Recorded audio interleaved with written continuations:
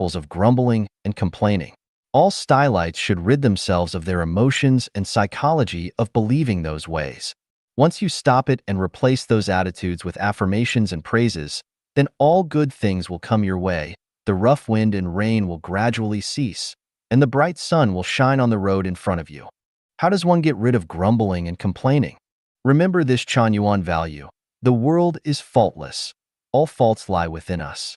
When you believe that you are treated unfairly, are suffering, overworked, having to overendure, are abandoned by others, are suppressed, or feel unhappy or desperate, remember that none of these things are caused by the injustice of the ancestor of Buddha, the greatest creator, the inaction of gods, Buddha, celestials, or saints, the injustice of society, too many bad people in the world, or that others are misunderstanding you.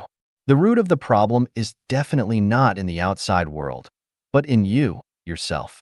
To understand the deeper meaning of this value, please read the relevant expositions of this in Chanyuan Corpus and Xiefeng Corpus. 给大家讲几个关于幸福的故事. A Few Tales of Happiness. Xiefeng. January 9th, 2020. Translated by Qinyu and edited by Care. It was a summer day in 1979 when I took advantage of my summer vacation to return from Zhangjiakou to my hometown. While on a ferry in the Lujiaxia Reservoir area, I recognized a familiar middle-aged villager from Dazai village. I had been a village official in a group of nearby villages for 3 years and had earned a good reputation in the hearts of the villagers, so the two of us started talking and I asked him about how his village had come along since I left. A few of his words are still fresh in my mind even now. He said, "Things are fine now, we have plenty of food to eat, and if we farmers continue to have enough food for the rest of our lives, then it will be a great blessing." Happiness is so simple. As long as you have enough to eat, you can be happy. It was a winter day in 1981 when Huang and I rode a train from Zhochuan back to our hometown to visit relatives in Linxia. There was no bullet train back then, so we rode on a slow, traditional train which stopped at every small station between Zhochuan and Lanzhou. It seemed to have stopped more than 50 times. As the Spring Festival was approaching, the train would be very crowded, and since it had come from Xinjiang, it was already very crowded when we boarded it. Even the aisles were full. When we got on the train, it was almost impossible for us to move forward, so we just stood still for 20 long hours. I clearly remember how I just wanted to lie down. Even gravel would have felt good. Happiness is quite simple. You will feel happy if you can lie down and sleep on a bed every night, even a hard one. It was an autumn day in 1997, and I was living at number 10 Mount Pleasant Forest Road, Harare, Zimbabwe. At that time, I had registered a company called Golden Crown Marketing, PTE Ltd. I had opened 2 stores 50 kilometers from my home, had traveled between the stores and my residence every day, and was constantly busy from dawn to dusk. I remember telling Huang that people are very happy when they have something to do with their lives, no matter how tired and exhausted it makes them. Therefore, happiness is actually very simple. You will be happy as long as you have something to keep you busy. It was a summer day in 2011 when I was standing on the 2nd floor of the first branch of Lifuchanyuan in Yunnan province, talking and laughing with my celestial brothers and sisters in the courtyard. A sense of happiness arose spontaneously as I understood that people are happy when there are many others accompanying them through their life's journeys. Happiness is so simple. You feel happy when others are with you. It was the winter of 2017 when Huang, Foyi, and I were living in the Pacific island country of Vanuatu. Our hut was only 10 meters from the sea, and even though it was ventilated on all sides, it was very hot and many mosquitoes lingered on all sides. So hot that I could not bear to cover myself with even a sheet, and I was being bitten constantly and mosquitoes would wake me up all night long. Small mice sometimes fell from the roof of the straw shed, but I thought at that time that if one could live in a house that would protect them from wind and rain and could sleep with a quilt at night without being bitten by mosquitoes, that would be a happy life. So, it is not difficult to be happy. As long as you have a room and can sleep under a quilt at night for protection, then you will be happy. An old legend tells of a group of unusual people who all once shared a miraculous power from birth. To contend for survival resources, these unusual people plunged common people into abysses of misery. Eventually, Empress Nuwa drove them into the netherworld. The worst thing about that place was its lack of water. No rivers, no springs, no lakes, and very little rainfall. Those unusual people had to endure thirst for thousands of years. At that time, the greatest hope of the king and his subjects in the netherworld was to get water and to be able to drink big mouthfuls of it. It is wonderful to have plenty of drinking water. Therefore, happiness is to have enough water to drink. To sum it up, happiness means having water to drink, food to eat, a room in which to live, a bed on which to sleep, being under a quilt at night, having something to do, and being accompanied by a group of wonderful people. Today is the first day of winter, and as I look up from my top floor, I see ice and snow everywhere. The sky and the earth have become completely white and Lake Lackahatchee is already frozen.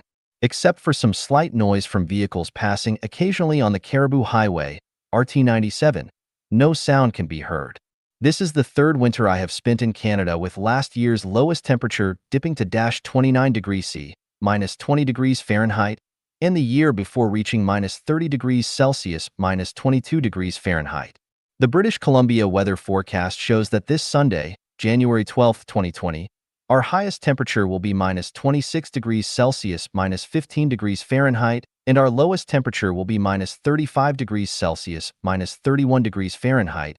But I am very happy because I always have water to drink, food to eat, a room to live in with a bed to sleep on, a quilt to sleep under every night, something to stay busy with every day. And although I cannot be with my brothers and sisters physically, we accompany each other mentally and spiritually in the virtual world of cyberspace. I am the happiest person in the world. Have you found your happiness? 面对瘟神008情每日祈祷心经 Daily Prayer Against Plague God 008 Xiefeng January 26, 2020 Translated by Treasure and edited by Care. Heaven knows me. All gods understand me. Heaven and earth watch my actions. Though the plague god emerges, I remain at peace. Natural laws show the justice of clear rewards and punishments. Whether I receive blessings or disasters is up to the gods. With no fear for my merits or faults.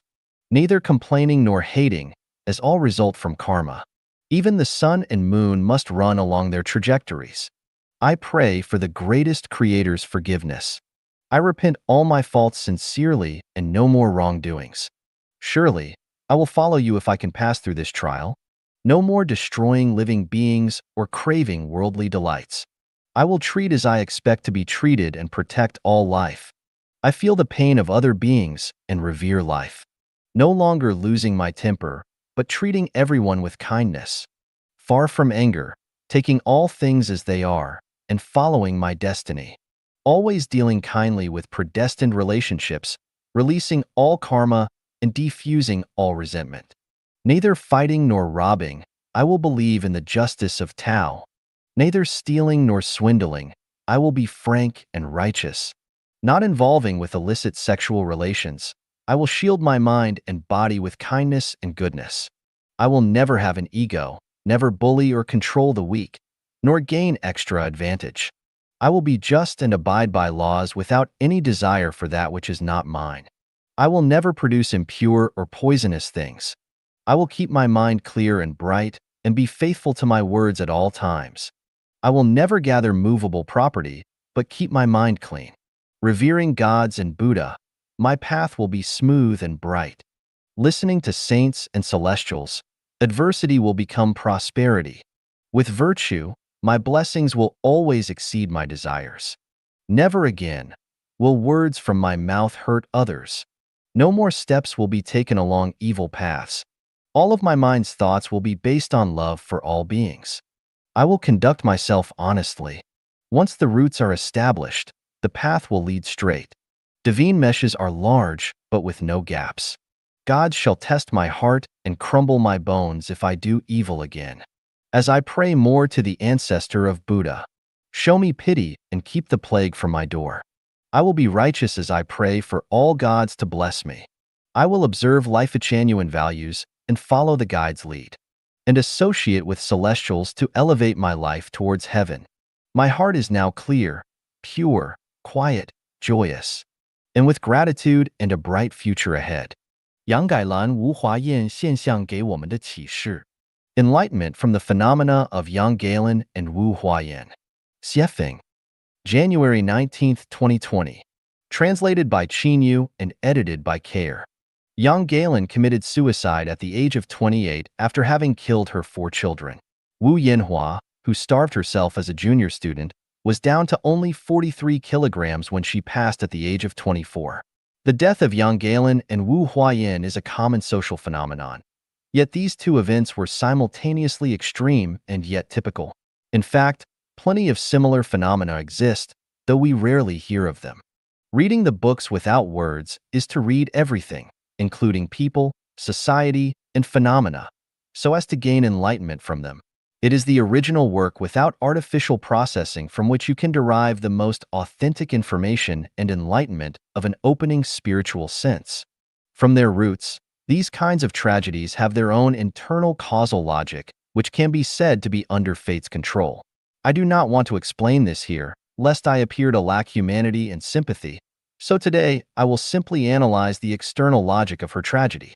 Although the internal causes represent decisive factors in the developments and changes of things, without the activation and catalysis of any external cause, the internal cause can be suppressed or even ultimately transformed. This is like a time bomb. As long as it is not detonated, it will not explode and can be diffused slowly. So, what is the culprit that led to the tragedies of Yang Galen and Wu Huayan? The answer is the traditional life pattern. Yang Galen had to take care of her father and grandmother while raising her own 4 children. Her husband was too honest to make money. Even her relatives, friends, neighbors, and the villagers had their own difficulties and were unable to help her very much. In the end, desperate and with no hope left, she killed herself along with her 4 children. For this, we cannot reproach or blame her. When one is isolated and helpless, what seems easy for most of us becomes an insurmountable chasm or a mountain that is impossible to scale. I can understand her deeply, and I might have taken the same path in a similar situation. Of this, no one would dare to boast. Otherwise, millions of people around the world would not commit suicide every year. Wu Huayan's parents had passed away, her younger brother was young and suffering from mental illness, and she was physically weak. For 5 years, she had only eaten the rice mixed with chili that she could barely afford. At 24 years old, her body was devastated from poverty. Most who encounter such predicaments would simply collapse.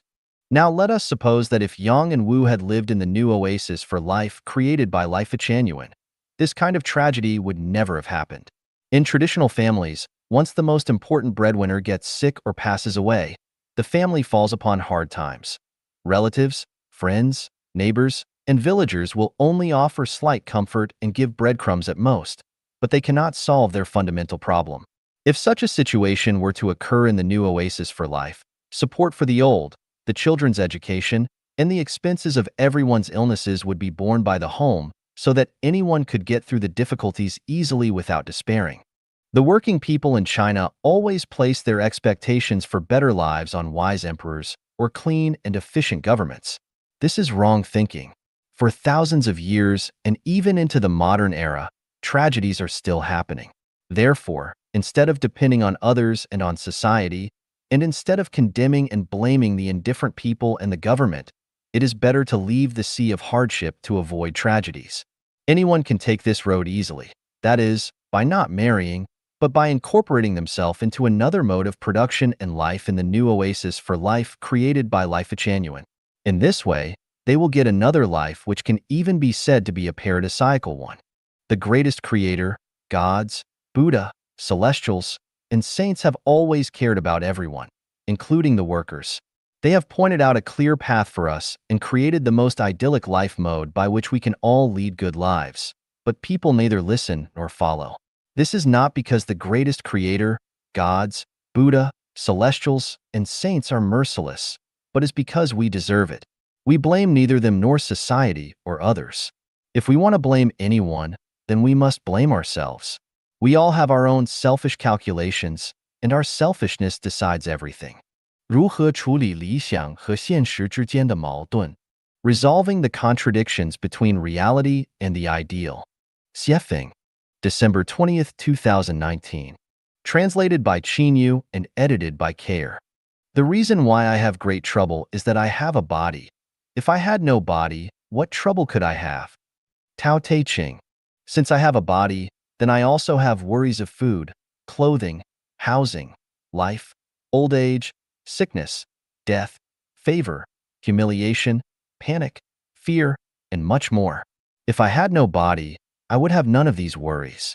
Since ancient times, from the east to the west, from urban to rural areas, domestic violence has always occurred. So how do we prevent people from suffering from it? Legislation, supervision, preaching, intervention, and other attempts have failed to prevent it. Domestic violence occurs because of families. So if there were no families, there would be no domestic violence. Therefore, the only effective solution to avoid domestic violence is to not get married and not form families. If you have no family, you will be insulated from it. How do we resolve the contradictions between reality and the ideal? The best way to resolve it is to have no ideal. With no ideal, there can be no contradiction. The most wonderful sword fighting rule is to use no sword. The most superior mental rule is to have no intention. The best management is to have no management, and the highest ideal is to have no ideal. After determining an ideal, you eventually find that the likelihood of achieving that ideal is next to zero because the vast majority of it cannot be achieved. In this sense, ideal equals fantasy, equals imagination, equals delusion. Ideals are actually harmful. Liu Shaoqi, Lin Biao, Peng Dehuai, and many others' lives did not end well because they were too idealistic. They should have followed the life principle of saints hold the one as the world style. At that time, Mao Zedong was the leader, and they would have moved along smoothly if they had respected him as such, but because of their ideals, they lost everything. There are countless examples of this throughout history. Many prime ministers had great power in their hands, but became overly ambitious and ended up having their whole families executed. There was a college graduate who enjoyed a white-collar job in a big city with a monthly salary of more than 5,000 yuan. One day, he got an idea to buy a nearly 200 square meters house in the city center which cost nearly 3 million yuan with a 900,000 yuan down payment, but he only had 100,000 yuan in his bank account after working for 3 years. How could he buy this ideal house? He borrowed money from everywhere. First, he used the entire 500,000 yuan which his parents had accumulated over their lifetime, and then he borrowed 300,000 yuan from other relatives, friends, and neighbors. After he took a loan of 2.1 million yuan from a bank, he finally bought the house. How did he live afterwards? In order to repay his debts and the loan to the bank, he had to quit his job. How could he earn enough money to pay off his debt and bank loan by working for others? He could not, so he opened his own business. He built a workshop in the suburbs and began blending Wuliangye wine with water and raw chemical materials. He operated his business with a bad conscience. 3 years later, he had paid off all his debts and had his house renovated. Thinking that he should no longer do anything against his conscience, he went to work for a foreign-owned enterprise and became a small supervisor with a monthly salary of more than 15,000 yuan. This gave him enough money to pay the bank every month and support himself well. 2 years later, the price of houses dropped dramatically and his went from the 3 million yuan that he had paid for it, down to just 1 million yuan. Embezzlement at his company was blamed on him, and he was dismissed. With no income, he still owed the bank more than 10,000 yuan each month. He had no choice but to sell his now devalued house. After paying the full value of his house to the bank, he still owed them more than 400,000 yuan. After losing his parents' lifetime savings and all these many years of struggling, his house was gone and he was still strapped with a huge debt. This is what ideals do. If anyone is interested in visiting a prison to interview the inmates and record statistics, I estimate that half of the inmates landed there by their own extravagant ideals. People are most likely to develop great ideals when they are young and good ones when they are middle-aged. They will only see the remoteness of their ideals when they have reached my age. All my life, many beautiful things have come to me accidentally. In Zimbabwe, Africa, I ran a club, a bar, a fast food restaurant, and 4 shops. I also rented a dance hall, a restaurant, and a hair salon. All these ventures were beyond my expectations, but none are within my current range of ideals. I run a small hotel in BC, Canada, and serve guests from Europe, the United States, Australia, Canada, and other countries. The business is pretty good, but I never planned on this as my ideal. Were I asked to leave some advice for future generations, I would implore them to not have ideals. As long as you have none, you will face no contradictions between ideals and reality. If there are no contradictions, you can live a leisurely fairy life. How does one live without ideals? The answer is this: once roots are established, the way will grow therefrom. Cultivate morality, perfect your soul garden, learn and accumulate knowledge constantly, comply with the way of nature, be content with the ordinary, do not contend with others, do what you do every day and do it well, accumulate more blessings, consume fewer blessings, avoid taking the risks of doing things that violate the law, disciplines, and things that corrupt one's conscience. Then leave everything to the management and arrangement of Tao. It is easy to have good relationships with everyone if we want nothing from them. I would not care about the price of wine if I did not drink it. If you have no ideals, then the devil can do nothing with you. You can then keep your mind at ease, and you will then have a good chance of becoming a fairy. Rubbing ropes against wooden boards will cut into them, and dripping water onto stones will wear them down. So pursuers of Tao should exert their efforts consistently. Channels form when water flows and melons' pedicles fall when their fruits ripen. So people attain Tao naturally when their time is ready. 最简单、最直接的成圣之路. The simplest and most direct way to become a saint. Xiefeng. December 14th, 2020. Translated by Qin Yu and edited by Care. Can a person become a saint? Of course. How do they do that? It is really quite easy. The simplest and most direct way is to consider how to make other people's lives better than one's own. Once one thinks and acts this way, they will have become a saint. Look at how easy that was. No one had to read the Bible, the Buddhist scriptures, the Tao Te Ching, or the Quran, let alone worship masters or listen to the edifications and teachings of gods, Buddha, celestial beings, saints, great masters, or people with great virtue in the world. You only have to think of how to make other people's lives better than your own and do things consistent with that goal. Do you doubt this? Come on, fight with me and see if you can win. If you go to any prison and ask any of the officials who are there for corruption, malfeasance, or bribery, you will find that 95% of those who have fallen into such situations have done so because they all considered how they could live more comfortable lives than others, and they proceeded to transform those thoughts into actions to achieve that goal. Why do people envy the rich on the one hand, yet hate them on the other? Their envy is because they want to live like them, while their hate is because they make them uncomfortable, because they obviously do not and most likely never will. I have not done statistical analyses, but I am sure that most criminals commit crimes because they want to live more comfortably than others. It can be understood from this that all people who want to live more comfortably than others are committing crimes, even if only mentally. If you do not believe this, just look at what they say and do. All are committing crimes or are on the road to doing so. If you consider all those people who strongly slander and oppose the communist mode of production in life, they all want to live more comfortably than the rest of us. Why should we become saints? It is a matter of realm, of life direction. Saints will certainly not do evil and will certainly not degenerate into hell. Certainty is the life of heaven. Life is short. A century is a single frame in a movie. No matter how we try to grab something, it ends up being in vain. Why compete for the space of a snail's antler or contend for a flash of light? Why not become a saint instead? 让我们来玩装假成真的游戏. Let us play the game of pretending to be true. Xiefeng. September 19th, 2020. Translated by Qin Yu and edited by Care. Holographic thinking recognizes no difference between truth and falseness, just as the subconsciousness mind does not distinguish between either. The non-material world only recognizes information but does not distinguish between those two opposites.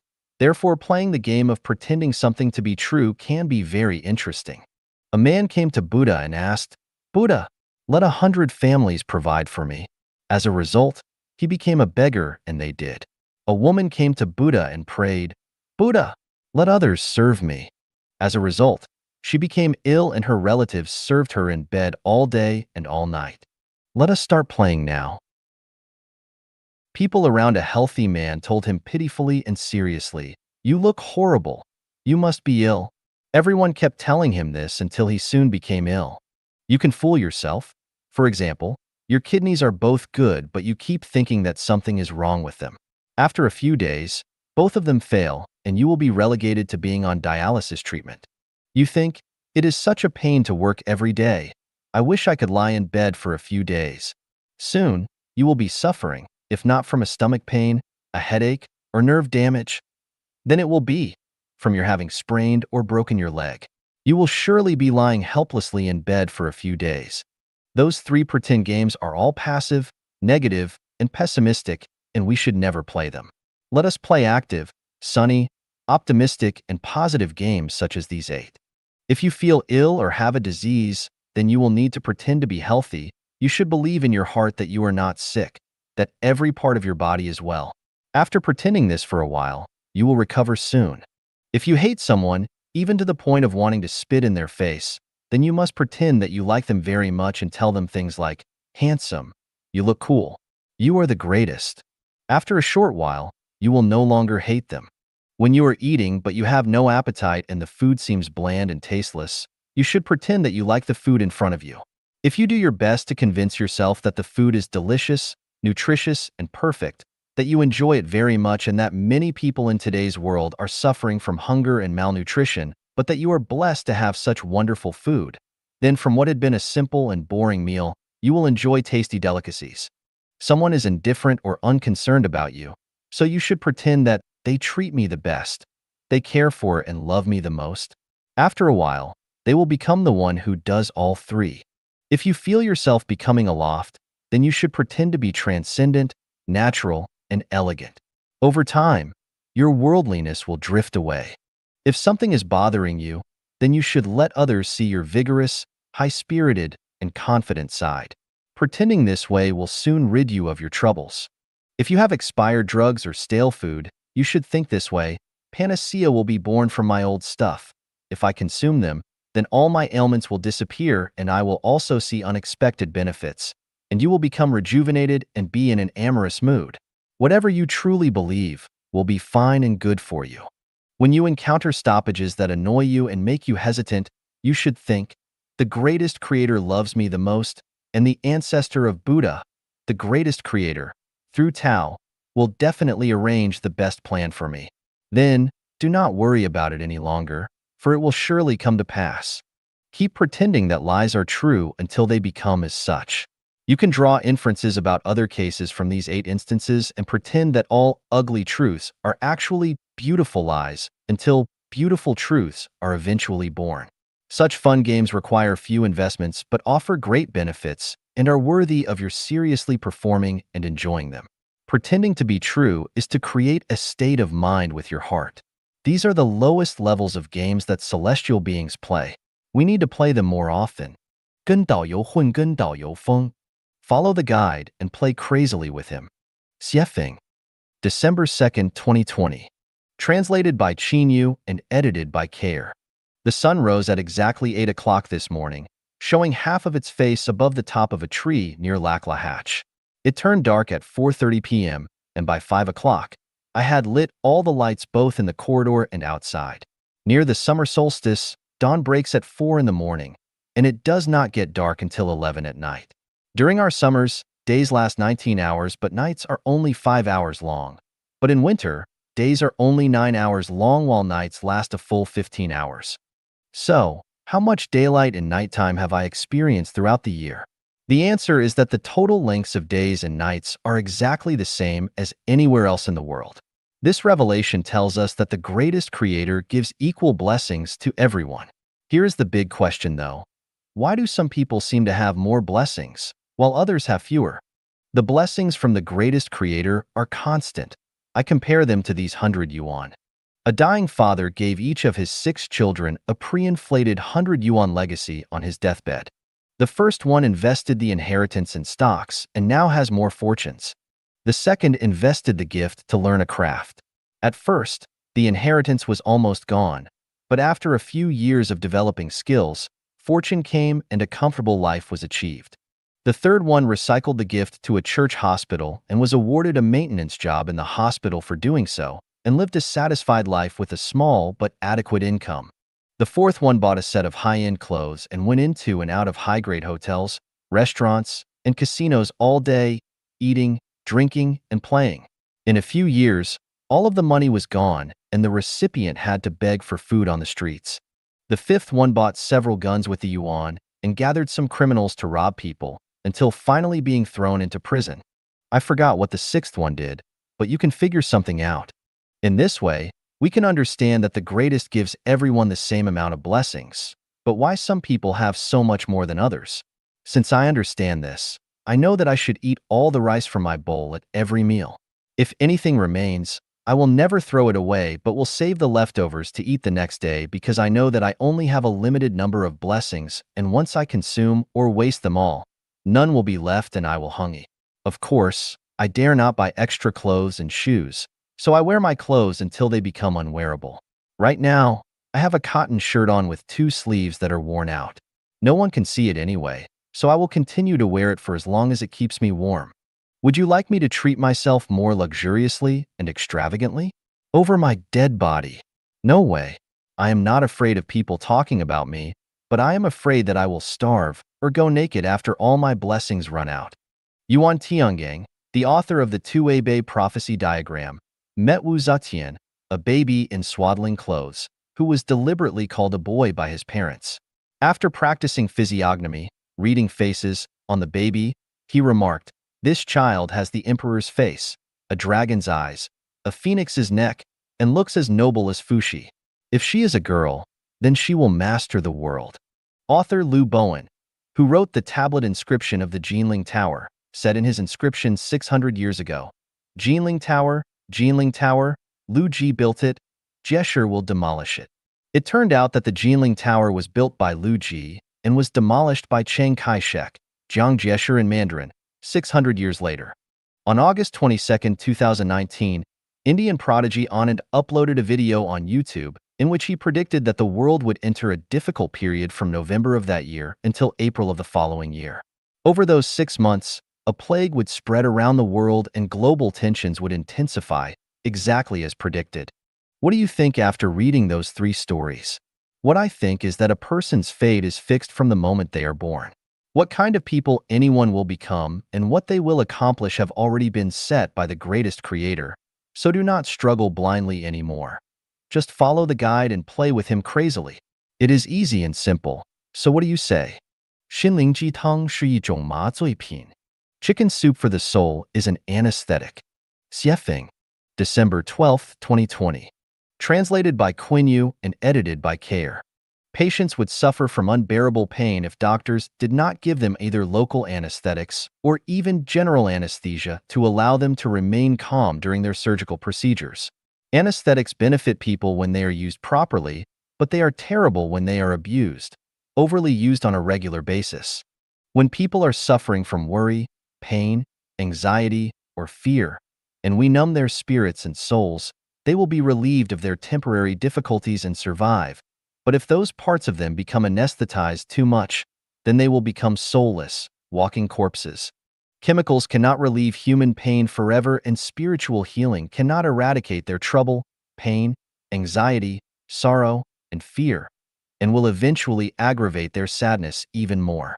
Here are 4 examples to analyze several cases of chicken soup for people's souls to think about. When someone lacks self-confidence, the chicken soup for their soul is, "You are your own God." Analysis.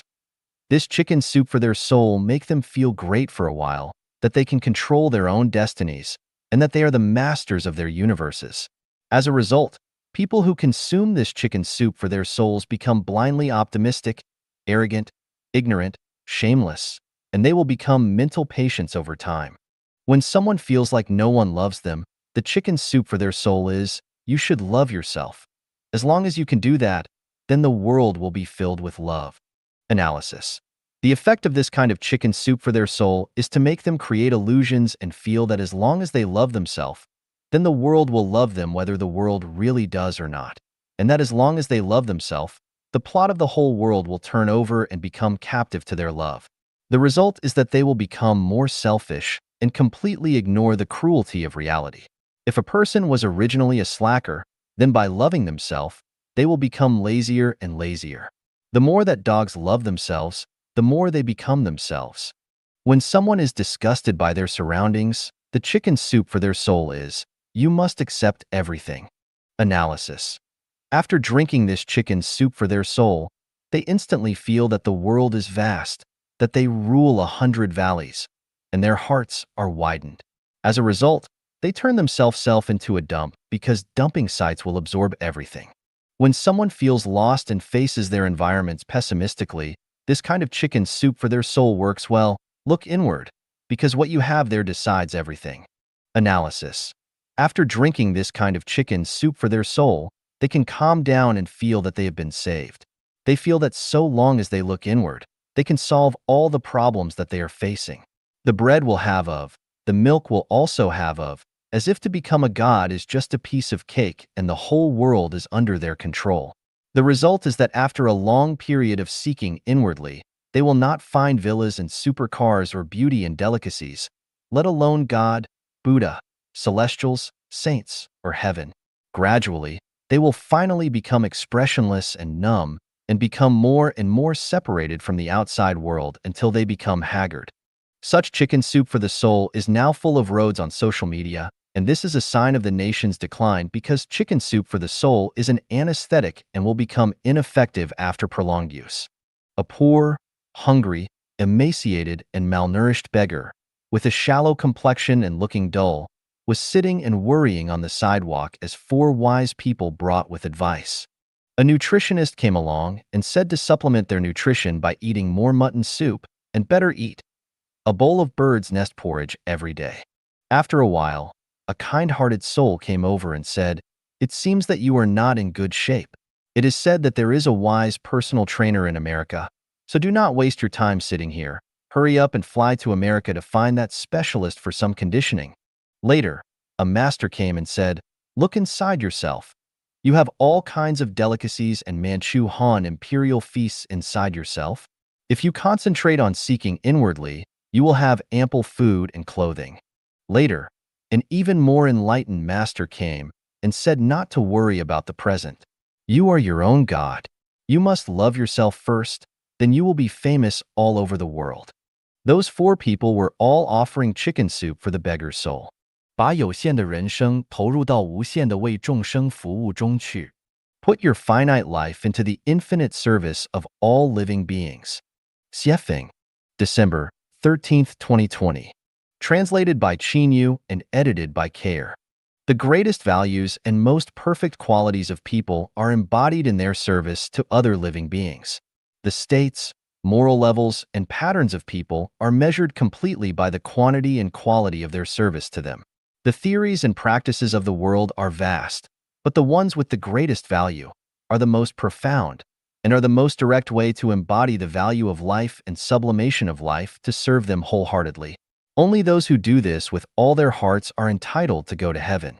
Those who accept the teachings of Christ, Buddha, celestials, saints, sages, and wise ones should share one core belief, that is to devote their finite lives to the infinite service of all living beings. When one decides not to care about their gains and losses or successes from their hearts, but puts the force of their whole body and soul into the infinite service of all living beings, that places them in the company of gods, Buddhas, celestials, and saints, and they will then have embarked completely upon the road to heaven. After that, their minds broaden and their vision becomes vast. Once their roots establish themselves, the way will grow therefrom and their real spirit, great talent, and virtue will concentrate within them. Their Dharma eyes will then open and they will see clearly the gods, Buddha, saints, sages, monsters, devils, goblins, ghosts, and evil spirits. They will be able to see what kind of people others are, whether they came from the heaven realm or the animal world, whether one is an ignorant person, a laity, a mortal, a sage, a saint, or a celestial being.